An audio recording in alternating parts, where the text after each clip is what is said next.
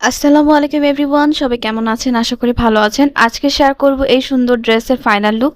দেখতে পাচ্ছেন কত সুন্দর একটা অরেঞ্জ কালারের গর্জিয়াস ড্রেস বানিয়েছি ঈদের জন্য, যেটা ঈদের পরে আপলোড করছি আর সময়ের জন্য আপলোড করতে পারিনি ঈদের আগে। তো ড্রেসটা পরার পরে আমাকে কেমন লাগছে কমেন্ট করে জানাবেন। তো চলুন সেলাই ভিডিও শুরু করি। তো প্রথমে আমি লেহেঙ্গাটা বানাবো আর লেহেঙ্গার কাপড়টা ছিল সিল্ক কাপড়।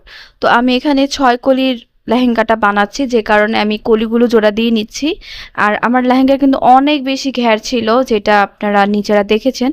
আমি তো প্রথমে কাটিং ভিডিওতে বলেছি আমি লেহেঙ্গার ভিতর কোনো ক্যান ক্যান পরিনি, ভুলে গিয়েছিলাম। আপনারা ক্যান ক্যানটা পরলে আরও বেশি ফুলে থাকতো, সুন্দর লাগতো দেখতে। দেখুন, আমি যে লেহেঙ্গার এক সাইডে যেখানে আমি চেন বসাবো সেই সাইডের 5 ইঞ্চি পরিমাণ গ্যাপ দিয়ে বাকি অংশ সেলাই করে নিয়েছি। এখন আমি এই যেভাবে ভাঁজ করে সেলাই করছি, যেমনটা আমরা জামার সাইড সেলাই করি সেভাবে।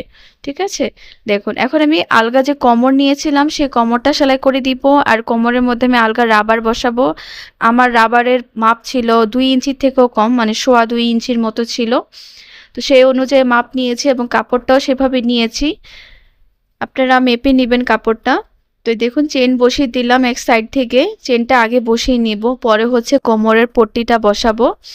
আর দেখুন এখন আমি কোমরের পট্টিটা বসিয়ে দিচ্ছি। এখানে আমি 4.5 ইঞ্চির মতো কাপড়টা নিয়েছিলাম। তো এখন এই যে এভাবে ঘুরিয়ে ঘুরিয়ে কাপড়ের উপর বসিয়ে দিয়েছি কোমরের আলাদা পট্টিটা। তো এই যে দেখুন বেল্ট সিস্টেমের মতো কিন্তু সেলাই করছি। চাইলে আপনারা সামনের পার্টে পেস্টিং পেপার বা বক্রম দিতে পারতেন, পিছনে রাবার দিতে পারতেন, কিন্তু আমি এটা একবারে ডাইরেক্ট রাবার দিয়ে বানিয়েছি। আর যেই সাইডে চেইন থাকবে সেই সাইডে আমি ফুকের ঘর বানিয়ে দিয়েছি, যাতে চেইনটা খুলে না যায়। দেখুন এভাবে আমি উপরে দিয়ে চাপ সেলাই দিয়ে এটার চাপ সেলাইটা দিয়ে দিয়েছি। এখন আমি মাঝখান থেকে সেলাই করলাম। তো যেহেতু আমি 6 কলি বানিয়েছি, তো নিচেটা কিন্তু কম বেশি হতে পারে, ঝুলে থাকতে পারে। এভাবে বিছিয়ে আপনারা রাউন্ড করে সেলাই করে নেবেন। তো এখন আমি ঘেরের নিচের অংশটা চিকন করে সেলাই করে দিচ্ছি, দেখলে মনে হবে যে পিকো করেছি। তো এখন আমি উপরে যে শেওরানিটা বানিয়েছি সেটা সেলাই করছি। তো শেওরানির মধ্যে আমি মাঝখান থেকে এভাবেই ফাড়াটা করি, চাইলে আপনারা উপর থেকে নিচ পর্যন্ত ফাড়া দিতে পারতেন। আমি শুধু অর্ধেকটাই ফাড়া দিচ্ছি এবং এই যে কাপড় দিয়ে ফাড়াটা কিন্তু বর্ডার করে দিয়েছিলাম, এবং গলাটাও কিন্তু পাইপিং দিয়ে বর্ডার করেছি। তো জামাটা একবারে কমপ্লিট করে নিব, যেমনটা 3 পিস সেলাই করি সেভাবেই করে নিব। পরে হচ্ছে লেস বসাবো। তো আমি গলা থেকে লেসটা বসাচ্ছি এবং মাঝ বরাবরই কিন্তু চক দিয়ে দাগ দিয়েছিলাম, সেই অনুযায়ী আমার গোল্ডেন সুন্দর লেসটা বসিয়ে দিচ্ছি। আর সম্পূর্ণ জামাটাই কিন্তু আমার লেস দিয়ে করা।